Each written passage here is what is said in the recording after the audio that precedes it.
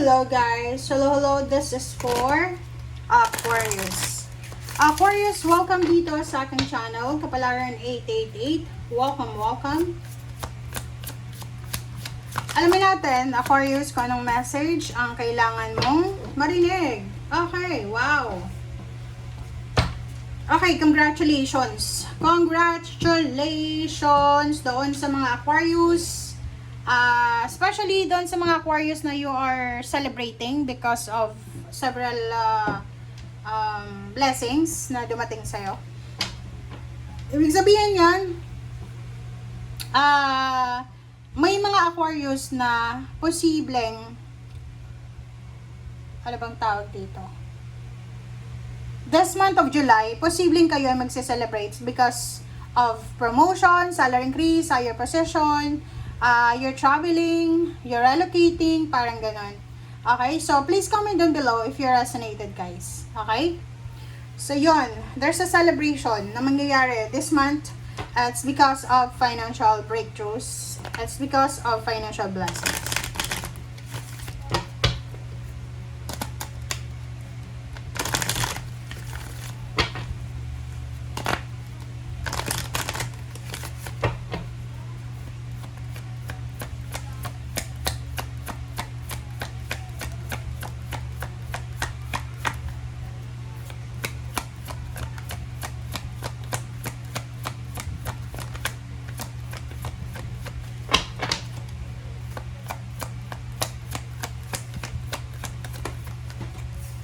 Alright, Aquarius, sabi na eh. And, great fortune. Congratulations. So, nakikita ko sa'yo dito, meron ditong Aquarius na this month of July, you're celebrating because of promotion, high honor, recognition, awards, rewards. Great fortune, mga winnings, lottery, online lottery, mga contest, ganyan.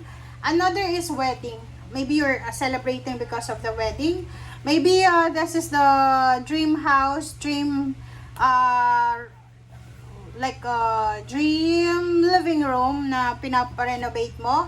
You're happy because of like for example, meron ka ng overtime, nadagdagan yung overtime mo. You're happy, you're celebrating because panalo ka sa kaso or whatever man yan. Alright. Okay. So, ang ganda. Ang ganda, Aquarius. Congratulations.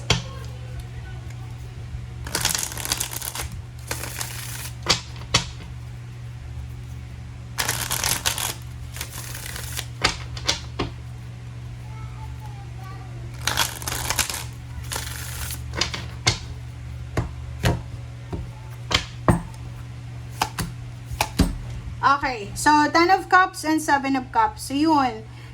Several choices. So, sabi ng bara sa'yo dito na Aquarius, you have several choices and options. Parang nakikita ko sa'yo dito, this month of July, siguro namimili ka ng, like, for example, place kung saan mo gustong magpatayo ng bahay. Namimili ka kung anong color ng pintura ng bahay mo. Posibleng namimili ka rin kung ano ba yung like style, diba? Yung style ng pintura, parang ganon. Okay? So, yun yung nakikita ko sa'yo dito this month. So, nakafocus ka para sa building of your dreams, dream house, dream place, parang ganon. So, yun ang focus mo this month. Next is 6 of Pentacles and 10 of Pentacles. Wow! So, nakikita ko sa'yo dito na balance yung in and out na pera. So, may pumapasok, may papasok na pera, may lalabas, parang ganon. So, nakikita ko sa'yo dito, makakahawa ka ng lump sum of money. So, maybe it's 100,000, 1,000, 1 million, 1 billion, kung sobrang madaming pera siya. So, yun. Puro hundreds, puro 000. Okay? Nakikita ko sa'yo dito yung travel. So, maybe you're relocating. You're traveling abroad, or you're traveling within the Philippines. Ang nakikita ko naman, yung iba sa inyo dito, kung hindi pa kayo sigurado, if you're not sure, okay? If you are not sure lang ha, okay? Careful ha. You need to be careful. if you are not sure sa kung ano man yan na desisyon na gusto mong desisyonan, you need to be careful. Okay? Huwag magpadalos-dalos. Huwag, like for example, huwag kang gagawa ng isang bagay na pwede mong pagsisihan. Okay? A Page of Cups and Queen of Pentacles. But sinasabi ng bara sa'yo dito, especially yung mga business person, business-minded person na Aquarius, sinasabi na worthy naman itong ginagawa nyo ng mga sacrifice. Sinasabi ng bara sa'yo na in the near future, you will harvest all your hard work, all your patience, all your sacrifices sa ngayon. Walang masasayang guys. Okay, Magician and Knight of Wands. So, isang exciting, isang inspiring na unexpected happenings na may involvement ng pera this month of July. Travel and options, parang ganon. So, sinasabi ng bara sa'yo dito, pwedeng makareceive ka ng mga unexpected gifts, unexpected na payouts, payments, parang ganon for this month.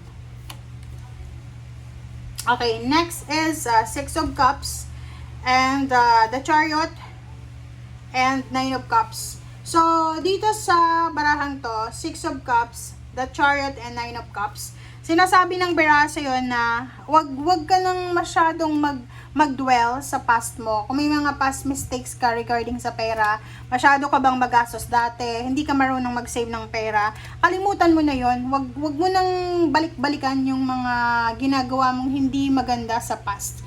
Ang sa ngayon, sinasabi ng barahan na you need to focus para sa yung ginagawa sa present situation sa ngayon, and at the same time, you need to focus para sa sarili mong kaligayahan. Okay? Kasi parang, ang nakikita ko sa inyo, masyado kayong nakafocus sa mga past issues, mga past events nyo. So, which is nakakalimutan nyo na yung mga blessings na mayroon kayo. Okay? Minsan focus ka sa nawalang pera, sa ninakaw sa'yo, parang ganon. Hindi mo nare-realize na binalik pala ng pagkakataon yun. Diba? New direction. So, nakikita ko, there's a pregnancy, new business opening, maraming good news, maraming confirmation, may kasal, contract signing, documents. So, nakikita ko na merong celebration ka talaga na isa-celebrate. So, sa ngayon, ang kailangan mo lang is be patient, okay?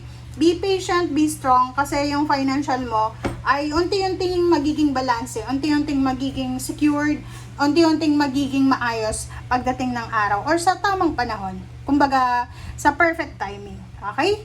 Thank you guys for watching. Ito ay para sa lahat ng mga Aquarius. Thank you, Aquarius. Bye!